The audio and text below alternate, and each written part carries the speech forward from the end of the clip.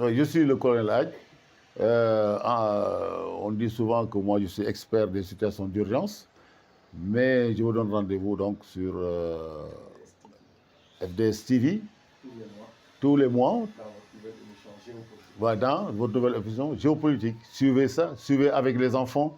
Ici, ce n'est pas des choses qu'on donne, c'est des choses qui leur permettent de passer des examens. Les étudiants, etc., auront intérêt à suivre cela parce que aussi, c'est des cours que moi je donne, que je mets dans cette truc de géopolitique. Merci.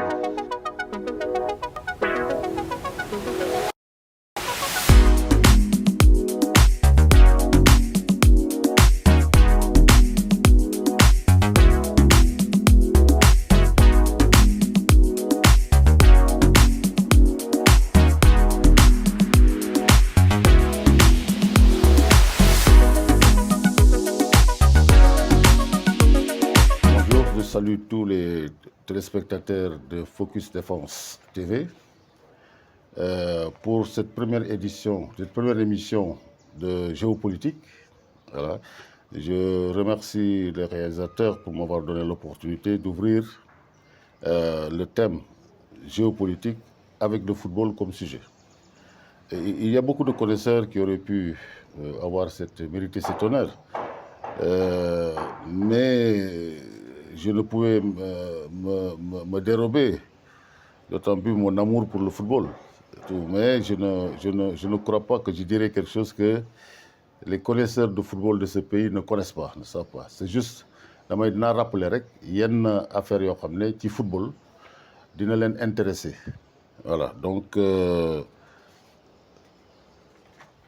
alors damay wax d'abord pour man ak football dañu ànd depuis mu nekkee xale.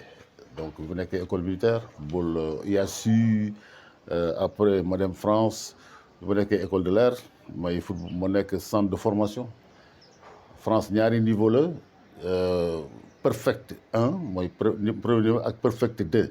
Perfect 2 ñuy joué ci équipe yi ñoo ci nekk man nag j'étais perfect 2 laa nekkoon fa laa jàngee théorie football yu bari à part di ma jàng école militaire ak Colombe te théorie football daf ma intéressé woon de sama entraîneur Colombe daf ko xamoon.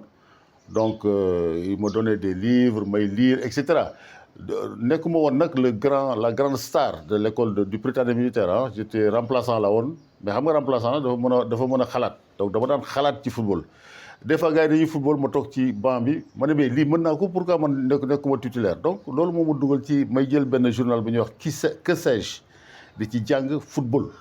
Donc ba ma dem nekk référence école ci lépp luy football.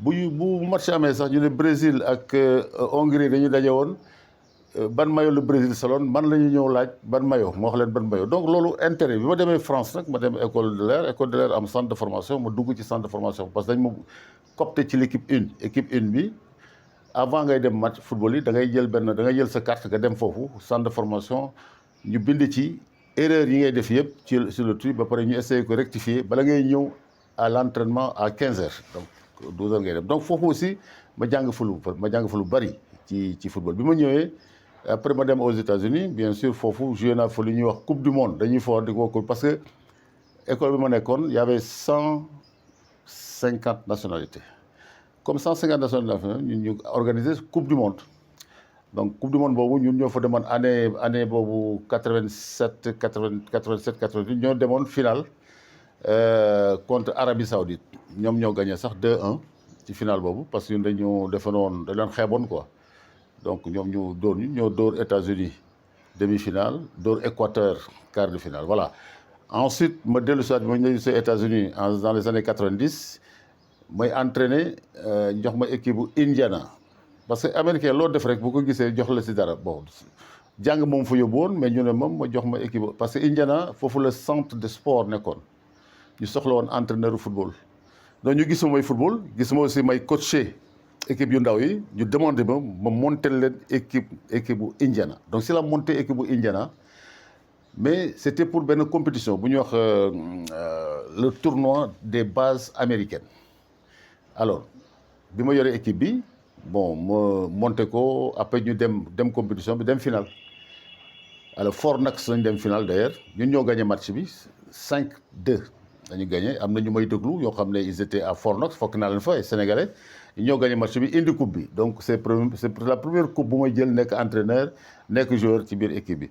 après mu ñëw bi ma ñëw au Sénégal aussi ma dugg ci nawetaan yi nekk vice-président de Mermoz Football Club pendant 3 ans première année bi ñu def 8e de finale deuxième année ñu def quart de finale troisième année ñu jël coupe bi. bon ñu demandé ma continuer non ma arrêté parce que dafa metti quoi nawetaan dafa metti après ma ñëw Bargny nekk président d'honneur de l'Aman de Bargny ñu ngi may déglu ba nga leen di nuyu waa l'Aman ah je suis là dinaa ñëw seet si leen alors ñun nag foofu nag li ñu fa def dirigeants yi surtout dañu dugg ak Aspire ñu indil ñu Barcelone ak Real de Madrid bi ñu ñëwee je me rappelle man gaucher ak le technicien bu Real de Madrid ñun ñoo sélectionné joueurs ñu organisé match sélectionné parce que man maa yoroon équipe bi jox leen sama centre sama kii quoi sama terrain jox leen samay comment on appelle le mess et cetera bu ñuy def seen réunion tout ça avec les parents parce que foofu école de football la daf ay sama doom yëpp sax foofu lañ jàngee football ak Woz je salue ok waxal booy dinaa ñëw naa leen seet si ok donc foofu la nekk. sama boy nekk fa après bon ma dellu si xaw a gën a nekk maintenant spectateur ci football alors ma bind nag lu article yu bari ci football bi ma njëkk a bind c'était le Caire 86 Rêve 86 boobu sax génne naa ko ci journaux yi c'est ça les gens soxla nañ ñoo beaucoup aimé après ma bind stratégie militaire ak football lan la stratégie militaire di jox bokk football après mu bind football militaire lan lu tax football militaire bi jóg ba pare daanu bon ba bind ci benn document ba yónnee ko état-major ça avait intéressé des régional mu woo ma ñu jox ma audience ñu waxtaan ci après mu bind beneen boo xam ne Laye Diaw dafa ko bëggoon mooy ñu wax l'ordonnance de Laye Diaw parce que Laye Diaw dafa doon wax ci football sénégalais ma jël li mu doon wax boole ko génne ci benn document bu ñuy wax ordonnance de Laye Diaw ordonnance boobu pour football sénégalais la boo ko gisee ci ordonnance boobu da nga gis lu bari loo xam ne ñëw na tey ci football xam nga Laye dafa xam football. alors 2021 ma bind sama avant dernier article moom lay wax Yes We Can bi ñuy dem Cameroun Yes We Can boobu dama si doon prévoir de Sénégal day jël coupe d'Afrique waaw te ci biir article boobu dinaa wax sax pourquoi Sénégal di jël coupe d'Afrique naa ko ci wax ci biir boo bëggee sax moom ma génne ci dara dama ne équipe coupe d'Afrique boobu li koy marqué du forcément effectif bi nga am mooy Covid 19 mooy mbas mi. ku gën a mën a contrôler mbas bi mooy gën a am chance pour gagner coupe d'Afrique te xam naa Sénégal ak Aliou Cissé am nañu rigueur boo xam ne dañu mën a téye ba mën a donc ils sont pour man ñoom ñooy favori coupe boobu. day si la prévoir ne Sénégal ak Égypte ñooy dem final Sénégal day dóor Burkina Faso kii yaa ngi fii ci TFM moom a interviewé dem final ak Égypte dóor ko voilà. ensuite ma bind confrontation en terre d'Éburnie xam nga Éburnie moom la ñuy woowee Côte d'Ivoire booy turam. kii Éburnie la donc confrontation en terre d'Éburnie bi may prévoir ne Sénégal ak Côte d'Ivoire ñoo daje 8e de finale mais gars yi dañ ma xaw a kii ne ma pour nga wax Sénégal ak Côte d'Ivoire ñoo daje 8e de finale te Côte d'Ivoire mooy dem finale ak Nigéria donc da nga wax ne Côte d'Ivoire day éliminer Sénégal man de waxuma yéen a ko wax mais man dama ne Côte d'Ivoire ak Sénégal ñoo daje 8e te Côte d'Ivoire mooy dem finale ak Nigéria voilà après maintenant.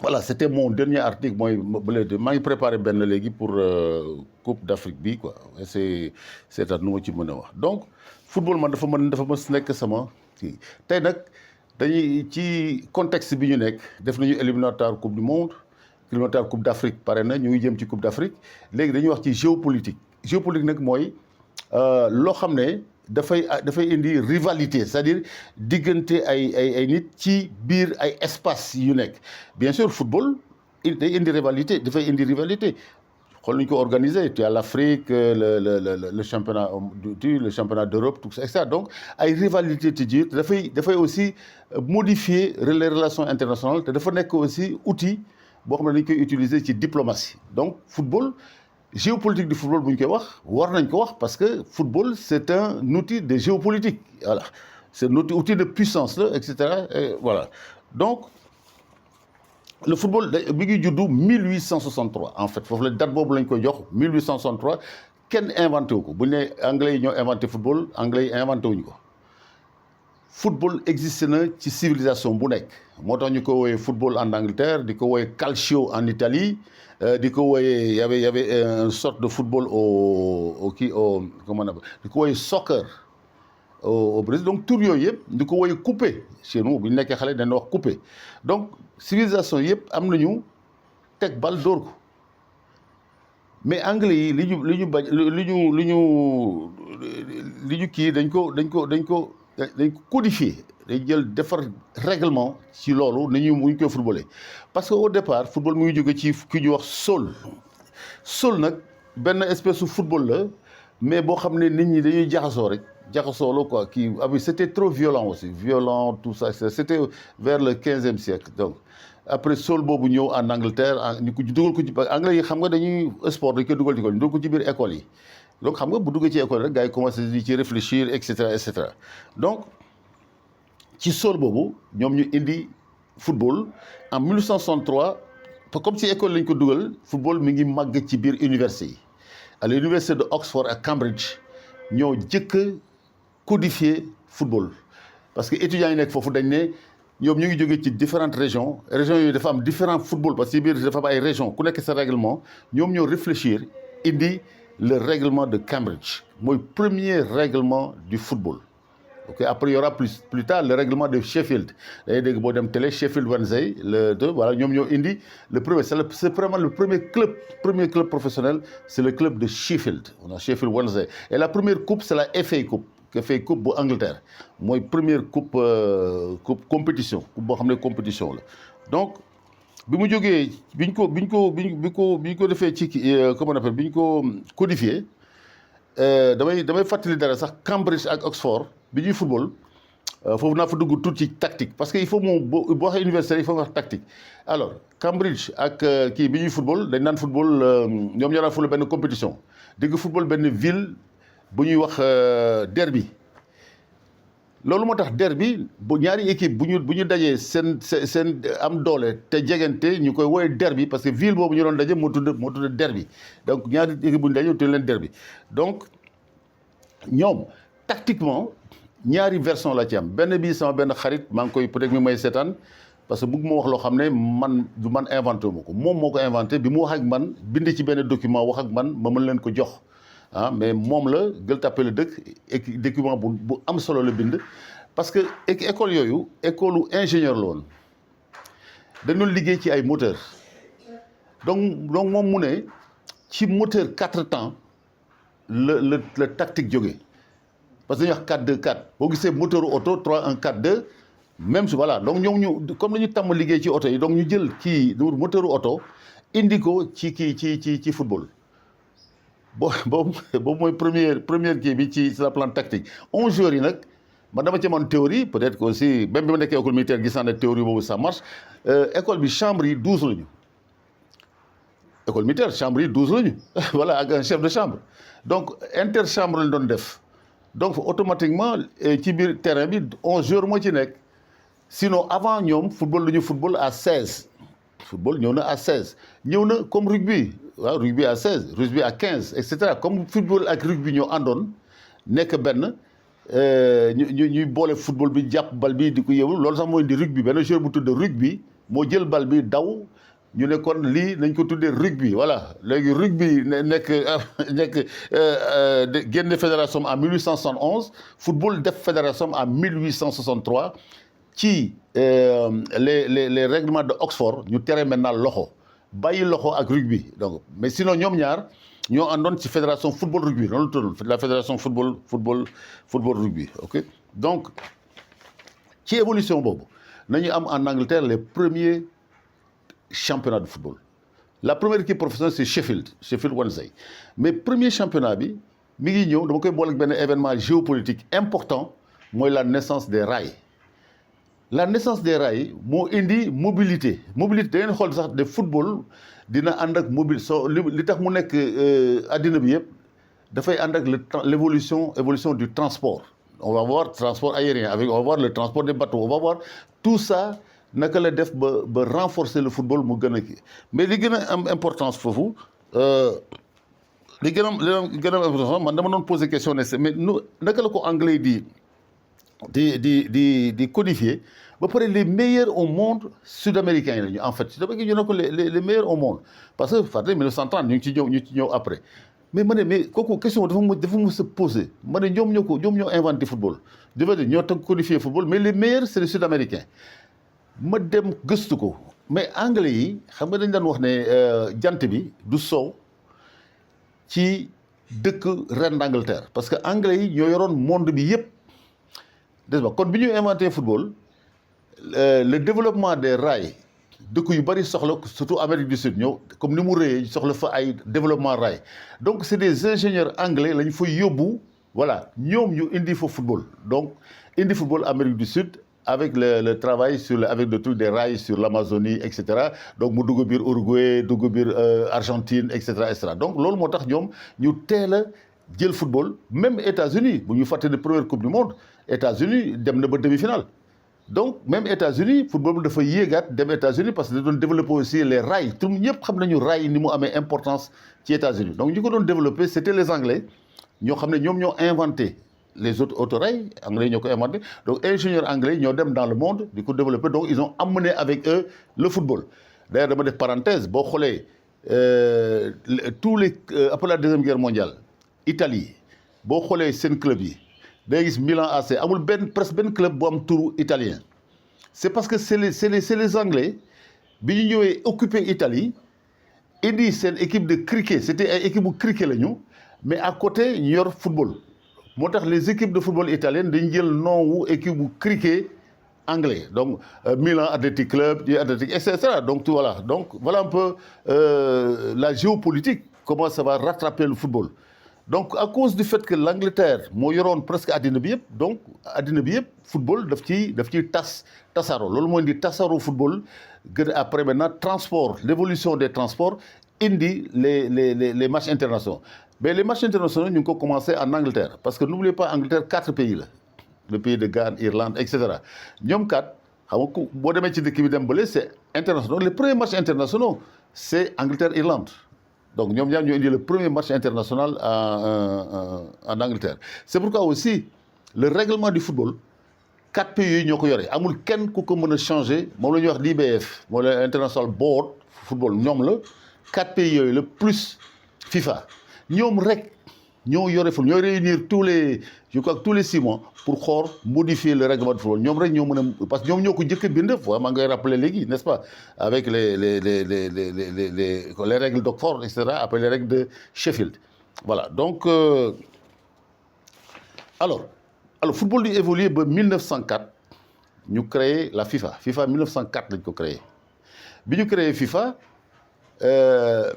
dafa football bokk ci Jeux olympiques amul woon du woon moom rek ci biir kii dafa bokk ci Jeux olympiques alors bi ñu demee ba Jeux olympiques 1924-26 ci Jeux olympiques yi football gën ci ëpp dayo stade yi di fees del de 1924 Uruguay moo ko gagné 1926 Uruguay moo ko gagné stade yi fees del foofu la idée bi ñëw ñu ne mais pourquoi ñun ñu continuer ci ak Jeux olympiques pourquoi du ñu beru donc ñu beru créer la coupe du monde en 1928 à Amsterdam ba pare décidé ñu ne fan lañ koy jouer Uruguay pourquoi pour plusieurs raisons parce que 1928 c'est le crash boursier am donc dëkk Europe yëpp seen alal dafa voilà alors ñu seet benn dëkk Uruguay comme moo gagné les 1924 Jeux olympiques gagné 26 Jeux olympiques ñu proposé ko Uruguay parce que Uruguay en 1930 dafa doon célébrer centenaire indépendance parce que ñoom 1830 la ñu indépendant donc loolu moo tax bi leen ko joxee ñoom tamit ñu jël ko parce que ça leur permet ñu def seen manifestation d'indépendance dëkk yëpp ñëw alors ñu def ko donc foofu 13 équipes ñoo fa ñëwoon 4 équipes européennes ak 8 équipes sud-américaines non 8 équipes sud-américaines 4 équipes européennes ak benn équipe nord-américaine moo doon États-Unis Uruguay bien sûr moo ko gagné devant l'Argentine voilà match bu am ki foofu nag aussi dañuy fàttaliku France ñëw na fa mais pour dem ça c'est le volet transport pour dem foofu France dafa def 9 jours donc vous savez donc loolu moo tax équipe yu bari ñëwuñu parce que pour jógee Europe dem Amérique du Sud France 9 jours la def Donc la France n'a pas pu participer, mais beaucoup d'Européens, pays d'Européens, surtout à Yougoslavie, Roumanie, et France, les 4 pays, par exemple, je crois, avec la Belgique, beaucoup. Donc 4 pays européens, 8 pays d'Amérique du Sud et 1 pays d'Amérique du Nord. Nous avons qui ont gagné, Uruguay a gagné devant l'Argentine. Voilà. En 1934, ñu indi damay fàttali d'ailleurs si boobu France joué na benn match ak Brésil je crois pas Brésil joué na benn match daal boo xam ne dañ ko arrêté ñu mën ko 1-0 France arbitre bi arrêté match bi à la 84e minute de jeu renvoyé gars yi au vestiaire bi ñu ñëmee ci vestiaire yi il s'est rendu compte que chrono dafa juum xam nga am na fii Coupe d'Afrique en kii ba voilà donc c'est pas la première fois arbitre bi woowaat fekk joueur ñu ngi sangu arbitre bi demandé waat joueur yi dellu si ñu dellu si jouer 6 minutes yu ci des donc amoon na donc pour dire que c'est pas seulement en Afrique que affaire yooyu di am donc en 1930 amoon na donc 34 ñu yóbbu ko Italie ñu proposé Italie parce que Italie si le fascisme di jóg Mussolini tout ça et cetera alors kooku daf ko doon arrangé pour mu def son kii comment on appelle sa publicité donc football ak propagande foofu la ñu commencé dëkk ñëw avec le fascisme en Italie. Donc, il faut que nous jouions en 1934. Uruguay n'est pas venu. Parce que bon, Bibo organisé, Européens, 4 Européens, donc nous donc c'est la première fois le vainqueur de la Coupe bagne ñëw ci benn coupe bi stop. En plus, c'est la première fois le pays organisateur bokk ci éliminatoire de groupe. Je me suis interrogé, mais si on éliminé, comment on va faire? C'était une question. Donc, l'Italie a fait éliminatoire, Argent et Uruguay ñëwul. Donc, mais l'Italie a gagné la compétition en 1934. Après 1934, il y a 1938. 1938, nous avons organisé en France. Je me rappelle de 1934, le premier pays africain pour jouer la Coupe du Monde, c'était l'Égypte. L'Égypte a beaucoup de compétition. Voilà. Fawzi est le meilleur buteur. Fawzi a marqué 2 buts, le meilleur buteur c'était 5 buts. Il avait marqué 2 buts avec l'Égypte. Donc l'Égypte a joué en 1934. En 1938, maintenant, c'est la France qui va organiser. Événement yi ñu mën a wax foofu si 1938 mooy France 1 Raoul Diagne mooy le premier donc sénégalais et même le premier africain noir je pense bu jouer Coupe du Monde à part les Égyptiens c'est lui latéral droit de l'équipe de France donc kooku mën nañu ko retenir mën nañu retenir aussi d'autres événements dans ce Coupe du Monde mooy 1936 dafa amoon ce qu'on appelle la guerre civile en Espagne donc Espagne ñëwul ensuite Autriche ñëwul pourquoi parce que Allemagne dafa attaqué Autriche puisque ñu ngi woon ci booru deuxième guerre mondiale ba pare Autriche donc éliminé Autriche ci coupe du monde bi donc ñooñu loolu yooyu mooy événement géopolitique yi nga xam ne dañu influencé kii boobu biñ fa jógee ñu dugg ci guerre mondiale donc amatul coupe du monde mais le plus cocasse foofu li ñu mën a gën a kii ci loolu mooy coupe bi Italie moo ko gagné en 38 mais Allemagne yi bi ñuy wax fasciste yi ñu ngi doon wër coupe bi parce que dañ ne bi xam nga coupe bi dafa am valeur symbolique xamuñu coupe bi fu mu nekk donc fédération italienne moo ko doon denc président fédération Italie moo jël coupe bi jël peeru dàll mooy keesu peeru dàll dugal ko ci parce que coupe bi 37 centimètres la donc xaj na ci moom mu jël peeru dàllam dugal ko ci te ko dugal ko ci biir keesu ay daal donc kenn gisul coupe bi ba 1950 donc 39 40 1942 amul 46 amul à cause de la guerre d'ailleurs bi ñu koy recommence dañ ne woon est-ce que duñu rattraper loolu yow te ko duñu rattraper ñaari coupe du monde looyu ñu raté donc ñu ne kon nañ koy def 2 ans loolu ñëw na ci seen xel pour ñu def ko ñaari at pour ñu mën a rattraper les 2 coupes du monde après daal ñu xam ne dafay indi problème ak Jeux olympiques ñu continuer def ko 4 ans donc ñu ñëw en 1950 Brésil moo ko organisé Uruguay moo ko gagné tout le monde ñëpp ngi fàttaliku bon ñun juddu woon woon peut-être mais xam nañ ne match boobu Uruguay moo dóor Brésil te dégg naa ñu ne ñi koy raconté ñu ne stade bi gars yi nit ñi toog nañu 1 heure ci stade bi di xaar match bi jeex fekk match bi jeex na ba ñu joxe coupe bi ba gars yi jël avion dem seen yoon Brésil yaa ngi toog naan match bi kañ lay jeex C'est un des éléments mais élément bi gën a important aussi sur le plan géopolitique mooy relation entre Uruguay ak Brésil. Uruguay région Brésil la woon loolu moo indi seen ko région Brésil la woon mu teqali ko ak Brésil donc automatiquement saa yu dajee histoire boobu voilà day dellu si clash la si ñoom ñaar donc Uruguay ak Brésil loolu mooy seen histoire si la coupe du monde 1950 après ñëw coupe du monde 1954 ñu jox ko Suisse je crois à Berne 1954 donc moom la ñuy wax léegi sànq bi ñu avant ñuy commencer émission bi c'est le miracle de Berne. Le miracle de Berne Allemagne kii daf ko dóor 8-3 en poule du daje final Allemagne dóor ko 3-2 donc ça c'était ce qu'on appelle le miracle de Berne donc la coupe boobu moom vraiment loolu moo ko marqué mais aussi un des plus beaux matchs foofu lañ ko joué il y avait la Hongrie nekk ce qu'on appelle le 11 d'or avec ñoom Kossis ñoom Puskás ñoom xam nañ leen donc 11 d'or bu Hongrie boobu ñoom marqué le football en 1954 donc après ñu ñëw beneen coupe du monde bi stop 1958 n'est-ce pas 1958 ñu ngi ko joué comment on appelle en Suède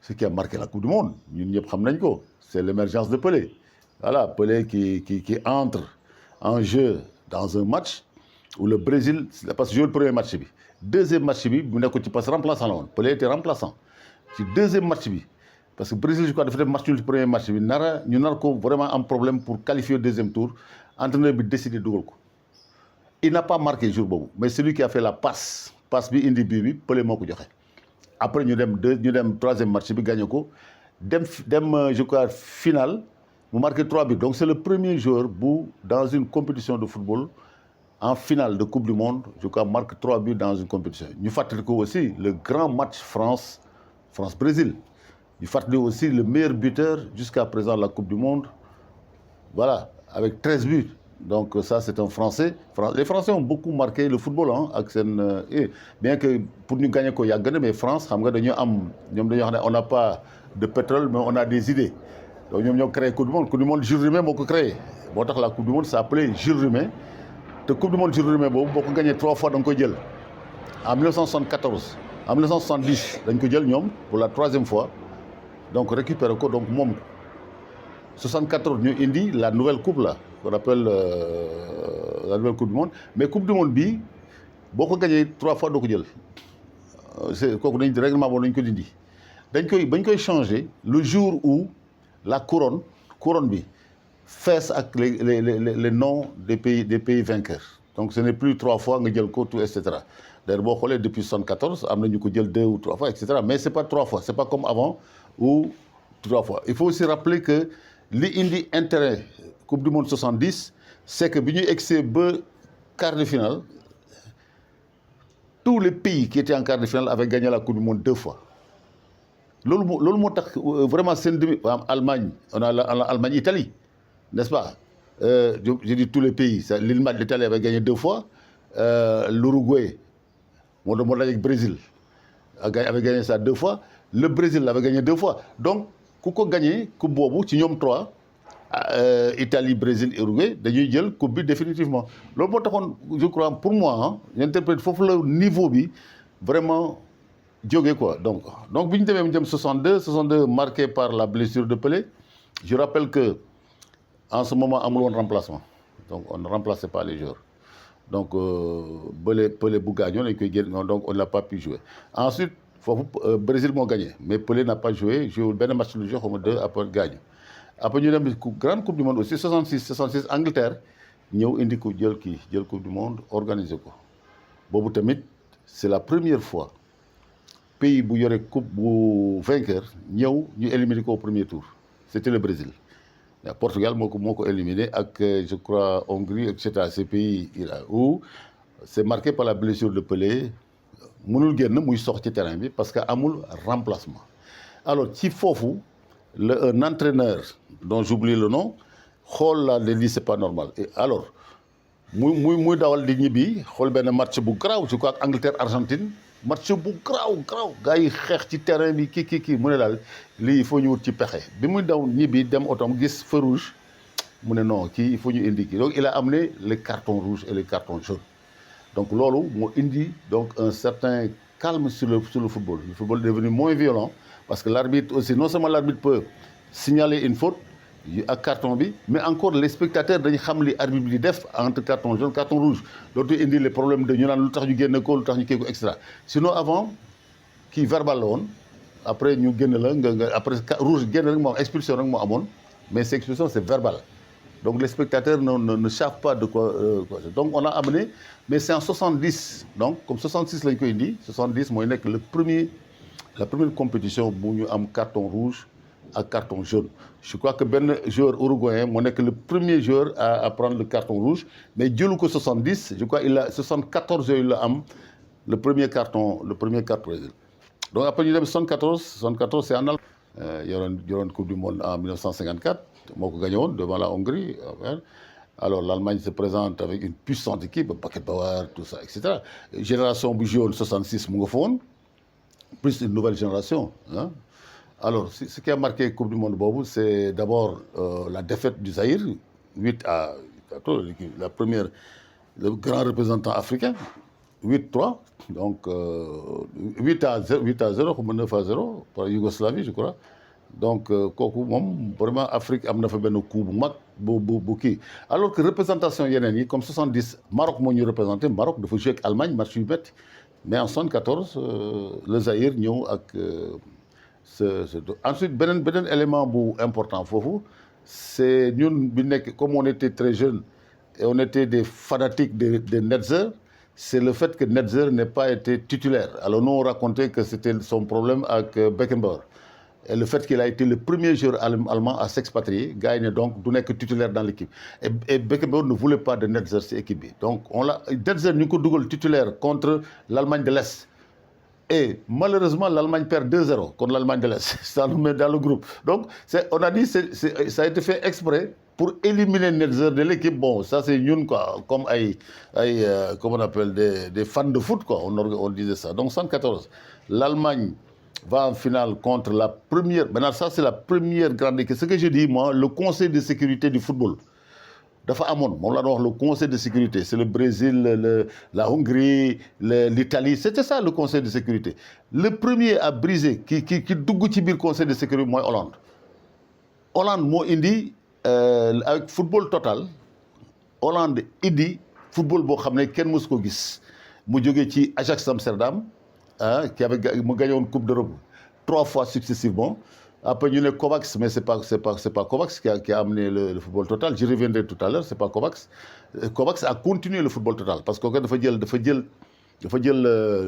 Ajax Amsterdam deuxième année bi ak troisième année. Mais première année bi c'est pas Kovacs, c'est l'ancien capitaine de l'équipe moom moo indi le football total.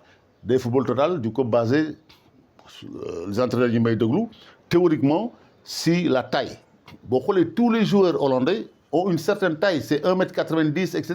Johnny Rep, comment on appelle, Cruyff, etc. Tout ça, c'est des gens, Van Henegem, etc. C'est des gens qui ont une certaine taille, une certaine puissance.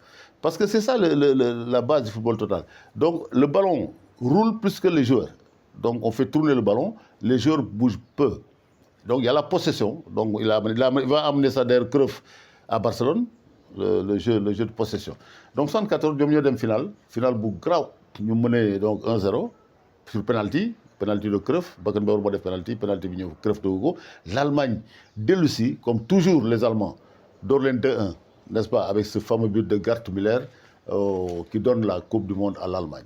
Après bon ñu dem ay 78 je crois c'est en Italie 78 vraiment pour man c'est Coupe du monde dañu manqué woon 78 c'est en Argentine. Li ci am kii foofu mooy la France revient en Coupe du monde foofu bokk groupe ak Hongrie et cetera bon ñuy fàttaliku ce grand match entre l'Argentine et la France voilà avec Demanes et cetera et ce but de Kempes voilà contre la France donc c'était la France qui revient quoi en Coupe du monde di jàngaat Coupe du monde def nañu plusieurs erreurs de préparation tout ça et cetera. Ensuite c'est marqué aussi par la défaite de l'Argentine devant l'Italie de 1-0. Italie moo génne Argentine Buenos Aires mais terewu ko mu dellu si ñëw en finale d'ailleurs en demi-finale je crois on va assister comment on appelle à des buts dont on se souvient. C'est-à-dire on dit que comment on appelle les Hollandais vont marquer 2 buts sur coup franc de 35 mètres aux 2 meilleurs gardiens du monde, Dinosov et l'Allemand, là, comment il s'appelle. Voilà. Donc, ça aussi, c'est un événement. Et puis, la finale qui oppose l'Argentine à la Hollande, avec ce dernier ballon de Hollandais qui est mis sur le poteau. Donc, et ils vont en prolongation et c'est l'Argentine qui gagne. D'ailleurs, je me rappelle, là-bas, il n'y avait pas Maradona parce qu'il était junior. Il venait de gagner la Coupe du Monde junior. Nous sélectionnons sur les 36, sur les 40, mais il y a dans l'équipe. Voilà. Après, on allait à la Coupe du Monde 82. Bien sûr, ça a été aussi la Coupe du Monde marquée par l'expulsion, la première Coupe du Monde de Maradona, qui va être expulsé contre l'Italie. Donc, les Italiens lui avaient préparé un truc qu'il n'a pas pu, voilà, il n'a pas pu supporter la pression. C'est aussi marqué par l'arrivée de la France en demi-finale, ce fameux match France-Allemagne, où la France, 3-1, le France menait, n'est-ce pas? Bi Rummenigge duggee ñun ki on dit français dañu tiit parce que Rummenigge dafa dugg rek ñu tiit parce que dafa génne kii protège ci bàyyi sànni yaa ngi fàttali seen boobu pour dugg jël protège ci bàyyi sànni quelques minutes après il marque le deuxième but ñu dem vers la fin Klaus Fischer moo dugal le but allemand sur un retourné spectaculaire mais sénégalais gis ñu retourné bi parce que parce que li ñuy supporter France moo taxoon gisuñu action allemande bi après ñu dem au penalty bien sûr. L'Allemagne rate le premier penalty en plus. Mais Platini va rater aussi son penalty. Donc c'est l'Allemagne qui gagne. Demi-finale contre Italie. Italie dort que 3 dans un match assez intéressant. Vraiment c'était... Et puis c'est marqué aussi par... nous sommes en 82, non 82. Après il y a la Coupe de 86. 86 c'est marqué par la victoire de la France. France bi éliminé en quart de finale le Brésil. Tout le monde se rappelle du penalty Socrates, n'est-ce pas? Alors que le Brésil aurait pu battre la France 10-0 en première mi-temps, avec le premier but de Müller, Brésil, et c'est la première rentrée de Zico. On se rappelle Zico, il faut dougou ci bir match bi. Il faut dougou en penalty. Même en penalty raté ko. France melni nak dañ leen piquer quoi. Voilà, France voilà, indifférent, mais tactiquement, ils ont noyé les Brésiliens. Parce que dañuy changer beaucoup de choses. Il y a Platini indi ko à gauche, te ko feulé ci côté gauche bi, jël bal bi yégal par le latéral feulé, jël milieu de terrain bi fermer milieu de terrain. Donc brésiliens bon, quand xam nga ñom duñu tactiquement duñu top voilà. Donc la France a égalisé, ñu dem au penalty, bon, les Français ont gagné au penalty. Bon, ça c'est en 86, je crois comment c'était ça, je me rappelle. Bon, en 90, moi, je trouve que la Coupe du Monde 90 n'a pas été une excellente Coupe du Monde, mais c'est marqué quand même par victoire du Cameroun en ouverture. Première fois qu'un pays africain gagne en 80. Mais 86, je rappelle aussi que c'est la première fois qu'un pays africain accepte en 86 accepte au deuxième tour. C'était le Maroc. Le Maroc a gagné et accédé au deuxième tour. Donc en 90, c'est l'Allemagne qui va prendre la Coupe du Monde devant l'Argentine. Malgré que Cameroun de d'or Argentine 1-0. C'est premier. Argentine est arrivée en finale. Je crois que c'est au penalty que l'Allemagne a gagné contre. C'est ça, non voilà. En 94, on retourne où ça? En Allemagne, je pense. Aux États-Unis, voilà, première Coupe du Monde qui quitte l'Europe et l'Amérique du Sud pour aller aux États-Unis. Voilà. D'ailleurs, on dit que c'est la Coupe du Monde la plus populaire. Voilà, lié à la dimension au fait que les Américains ne connaissent pas le football, mais ils veulent venir voir ce que c'est que le football. Je me rappelle, on racontait une histoire quand je suis parti aux États-Unis, on disait, quand on a présenté l'équipe du Brésil, et on a dit Edson Arantes do Nascimento, les Américains ont dit, mais où est Pelé? Dans les nachts, parce que Pelé n'est pas fait. Donc là-bas, bon, on a eu une Coupe du Monde quand même, je crois, marquée par le Nigeria. Nigeria indi équipe bu am solo dem 8e de finale contre Italie, mené Italie, finalement Italie door ko quoi. Mais le Nigeria avait une équipe mais puissante, équipe bobu Modor en ouverture Bulgarie 3-0. Donc c'était vraiment une équipe bon finalement Brésil moi gagné au penalty, je crois. Donc 90, en 94, 98, je crois, on repart en France. Ah, là, c'est là, vraiment, je me rappelle toujours de cette Coupe du Monde. Parce que c'est notre pays de cœur qui nous a organisé. Alors, c'est marqué par quoi? C'est marqué quand même par le fait que Zidane prend un rouge pendant le match de qualification. Donc, il est suspendu pour le troisième match et les quarts de finale.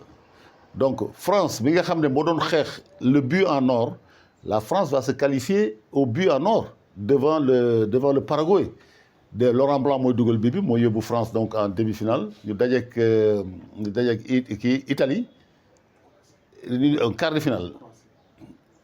Non, France demi-finale Croatie, je pense. Voilà, quart de finale. Quart de finale France-Italie, je crois. Quart de finale. Huitième de finale, Paraguay. Ñu door ko 1-0 but de Laurent Blanc.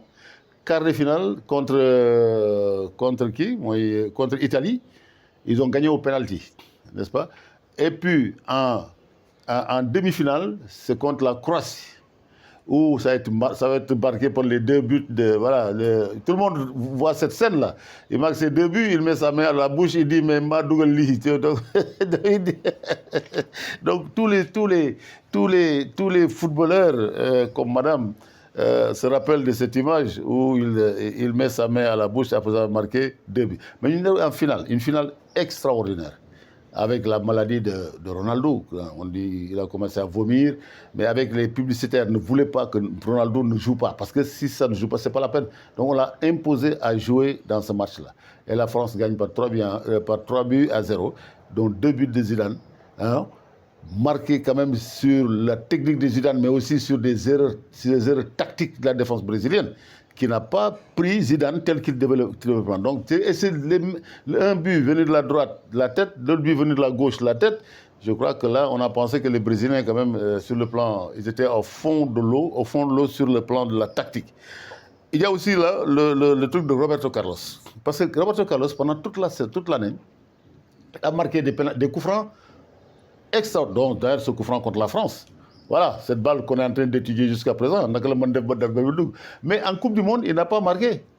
Alors, nous, on expliquait ça par un système tactique qui a été créé par les grands entraîneurs. Ils ont réfléchi à son jeu, à ses coups francs. Alors, ils ont vu que Bouidor coup franc, il fait 9 mètres 15.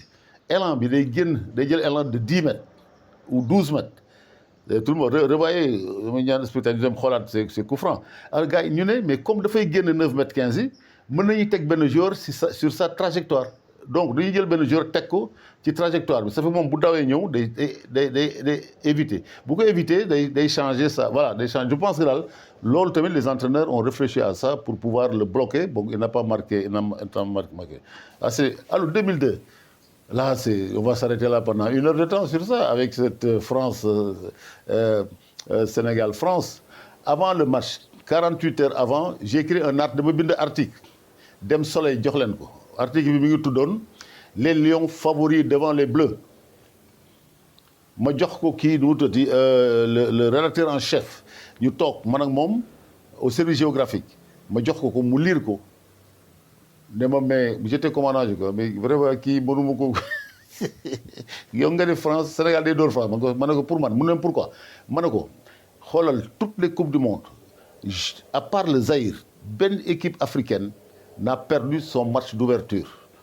Une équipe africaine. Même depuis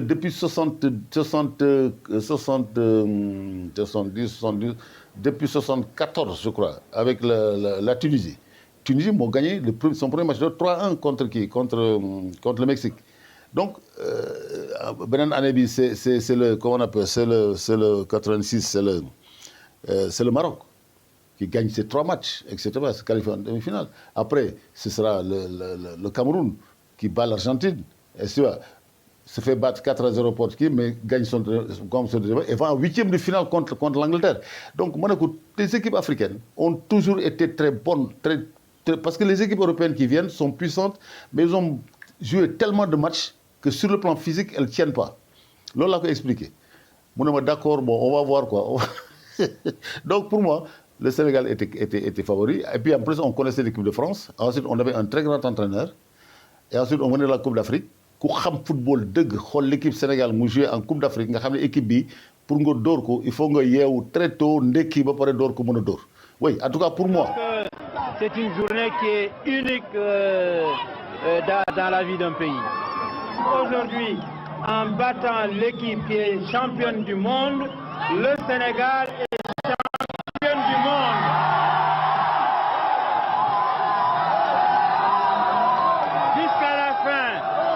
Jusqu'à la fin de la coupe, le Sénégal est championne du monde. Et si la bind benn article bu ñuy wax kii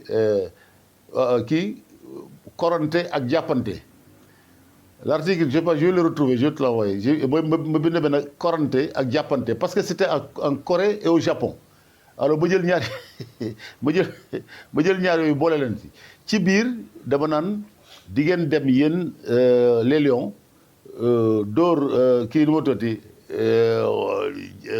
le coq la coq mooy la kii bi nu mu tuddati ginaar gi ngeen xoj ginaar gi dóor boobu joué gu ñu dee ça en fait la ko bind avant donc li ma ci bind boo ko liiree di nga gis Sénégal mu dem ba quart de finale parce que dama naan nga déranger le souper de sa majesté et cetera ci biir article boobu bon Sénégal ñëw dóor France avec un système tactique un entraîneur de très haut niveau. C'est la première fois pour man peut-être vous me contredire pour ñi may déglu Sénégal am un entraîneur tactique Sénégal musul am un tacticien à sa tête Bruno Metsu mooy le premier grand tacticien du football sénégalais les autres c'était des techniciens on confond toujours cela les autres entraîneurs sénégalais étaient techniciens mais ils ne pouvaient pas gagner un match sur le plan tactique Metsu est le premier entraîneur qui vous pose un système tactique qui permet à l'équipe de s'en sortir je rencontre Sénégal-Suède on avait perdu 2 joueurs. On avait perdu Fadiga et Salif Diao. On revient en 4-3-3 avec l'actuel entraîneur Pape Thiaw comme avancante, n'est-ce pas? Et Henri Camara, n'est-ce pas? Et on a joué en 4-3-3. On a encaissé un but très tôt, à la 11e minute de jeu. On a encaissé le premier but. Et je rappelle que Zlatan Ibrahimovic, ce match a joué à droite sur DAF. Donc, le Sénégal est une pays puissante, capable de faire des transitions tactiques. On le voyait déjà au Mali. Au Mali, si on a perdu devant le Cameroun, et Metsu le savait, c'est qu'on a fait 2 prolongations. Surtout la prolongation contre le Nigeria, où on a joué à 10 après élimination de Pape Sarr. Ça montre que nous avions une grande équipe qui avait des transitions tactiques. L'équipe Sénégal de une transition tactique. C'est-à-dire 2 ou 3 systèmes tactiques qui lui permettent de jouer un match de football avec différents tempos, n'est-ce pas? C'est pas les victoires qui m'intéressent, c'est le système tactique. Beaucoup amoul, am transition tactique, am différents, am temps fort, temps faible. Bon demain, dans haute compétition, do dem. Équipe Sénégal, lolo yoron. Bien mais quart de finale, donc Sénégalais mer nañu ne pourquoi war na dem demi-finale contre Turquie. Mais c'est que xam nga boy lek dara mu neex te gëma woo ko da ngay dem ba nga doyal je crois que Sénégal dafa xawoon doyal tuuti bi mu ekkee quart de finale loolu moo indi le fait que mënul jàllul demi-finale mais Sénégal moo doon jàll demi-finale dajeeg Brésil boobu ñu doon bébét ne moom la ñu bëgg a dajal quelques années après nañ daje match nul après ñu door ko 4-2 voilà donc peut-être Sénégal boobu mënoon a dem finale donc si on regarde production yi ñu def après ça bien sûr avec l'arrivée de Sadio Mané tout ça alors donc nous sommes en 2002 en 2006 en 2006 c'est l'Allemagne en fait c'était damay wax benn histoire boo xam ne ñu bari xamuñu ko en 2006 c'est les États-Unis ñoo ko doon organisé waaw États-Unis ñoo ko doon organisé non Afrique du Sud moo ko doon organisé c'était pour l'Afrique du Sud à cause de Mandela xam Afrique du Sud li ñu koy jox coupe bi c'est pas parce que c'est un pays de football Mandela moo tax ñu koy jox parce que sur le plan géopolitique dafa génn ci zone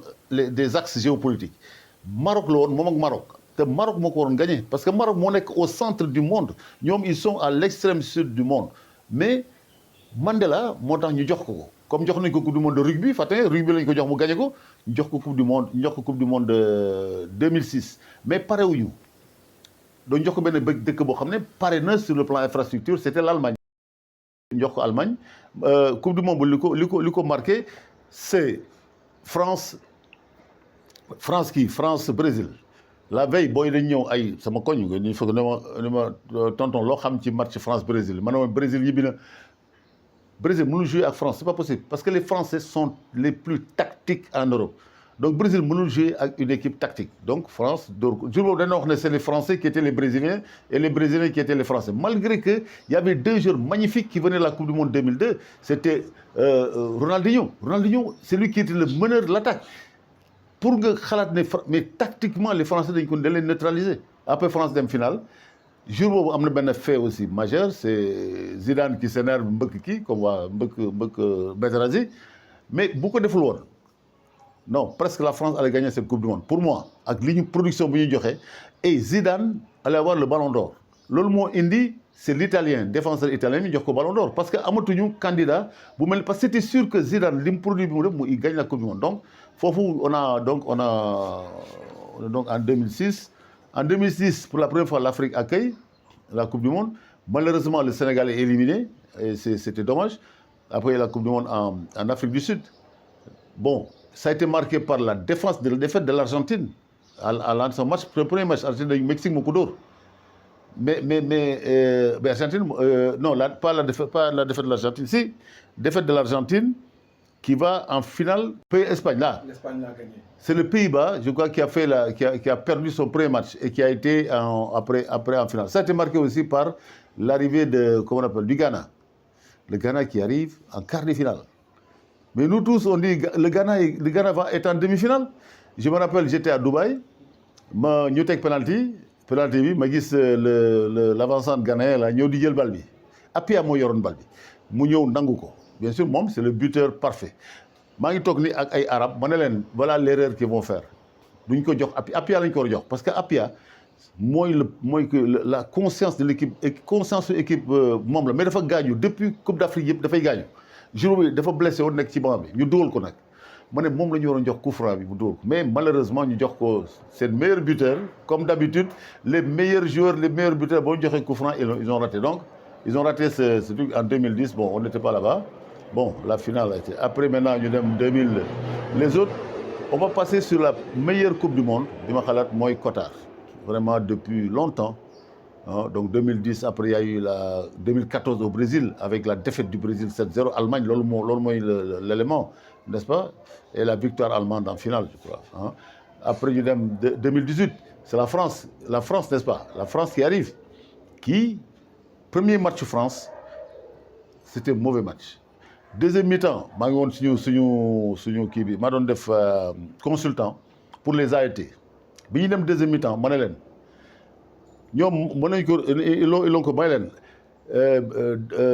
l'entraîneur de France va faire un double changement.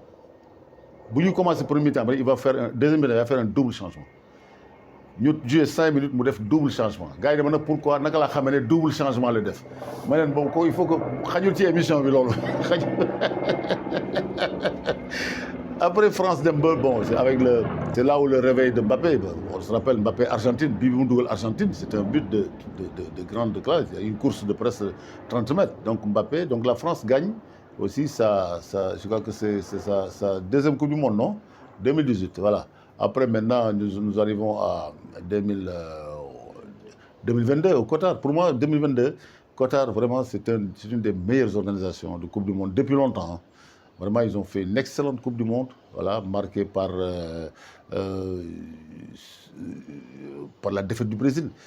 Le Brésil qui se fait éliminer, hein, n'est-ce pas? Par la victoire de l'Arabie Saoudite devant l'Argentine. Hein, l'Argentine de Hervé Renard, notre entraîneur qu'on voulait avoir, qui d'ailleurs a toujours l'équipe aujourd'hui, et on verra ce qu'il va nous. Aujourd'hui, donc, on est en 2026. Donc 2026, je crois que ça va être marqué par la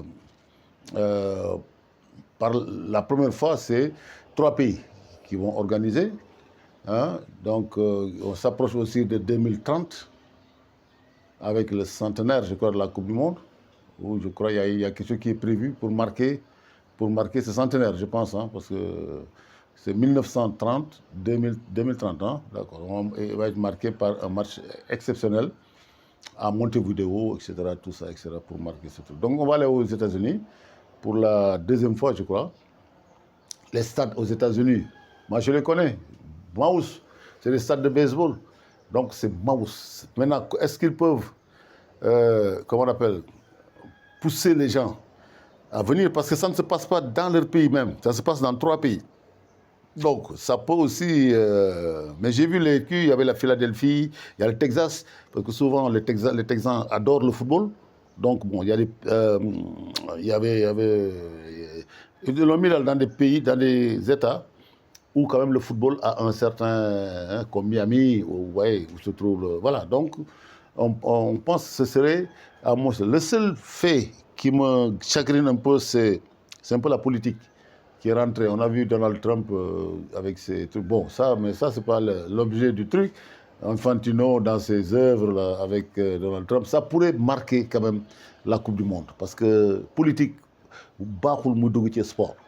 Sport dafa war a génn ci politique. Tant que politique mi ci sport, mën na indi problème. Parce que pour un fois que les gens soient contre Donald Trump, ils pourraient déserter les stades comme ça. Donc je veux dire quoi, c'est juste un truc, bon, ça ne fait pas partie de notre... Donc voilà un peu, un résumé, ce qu'on peut dire du football, surtout de la Coupe du Monde. Mais il y a aussi d'autres aspects du football qu'on aurait pu aborder. J'ai abordé donc ici l'aspect développement des transports.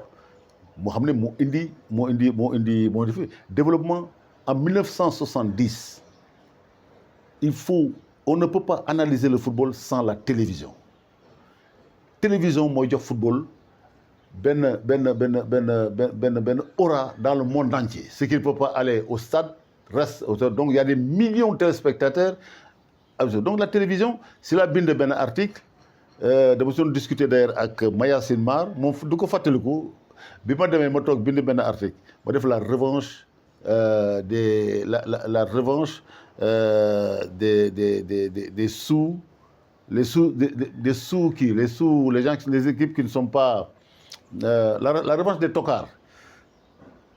Maneko, discuter, le prochain meilleur footballeur du monde doit jouer forcément dans les pays de football.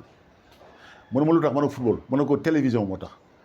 Parce que l'enfant qui ne pouvait pas voir Pelé, parce que il le voit à la télévision. Donc, on verra d'autres grands joueurs qui sortiront d'autres pays qui ne sont plus les grands pays de football. Moi, je suis un article, ça s'appelle La revanche des 100 grades. Parce que enregistrer ces articles-là pour dire que après, on a eu,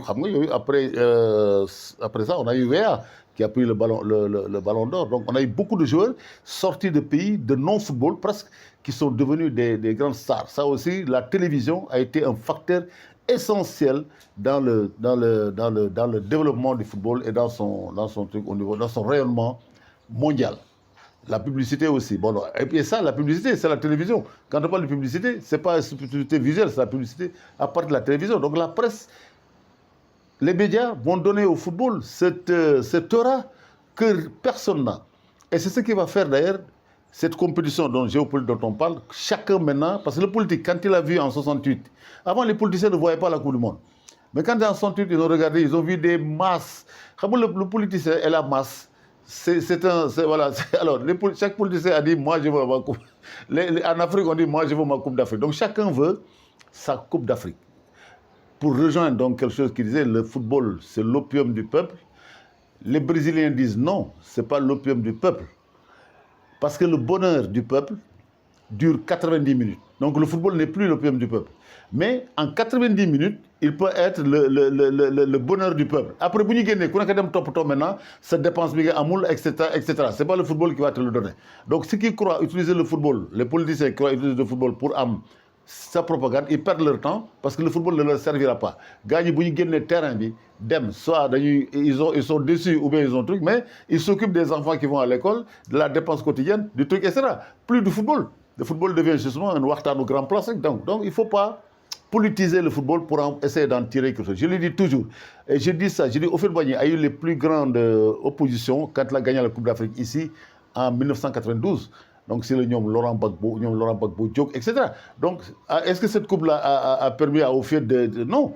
Donc que les politiciens évitent de rentrer dans le football pour faire la propagande de ça. Donc on va laisser le football aux footballeurs. Voilà, donc ça c'est notre première émission de géopolitique consacrée au football. On l'a consacré au football. Il y a une émission, il y a un sujet comme sujet, comme les guerres qui sont là, ça c'est de la géopolitique, n'est-ce pas, comme ce qui se passe au Soudan, ce qui se passe au Mali, le djihadisme, tout ça. Yooyu yëpp dinañu jàll ci suñu biir émission yi donc ñoo leen di ñaan ngeen teg seen bët Focus Défense Sécurité FDS TV xool programme yooyu di ngeen ci gis yooyu nañ def peut-être ay Guinée-Bissau nañ ci def la Afrique nañ ci def nañ ci wax ci la sécurité en Afrique nañ ci wax ci la sécurité dans le monde nañ ci wax ci l'ONU mën nañ sax jël yooyu yoo xam ne vraiment boo leen bëggee am yenn voilà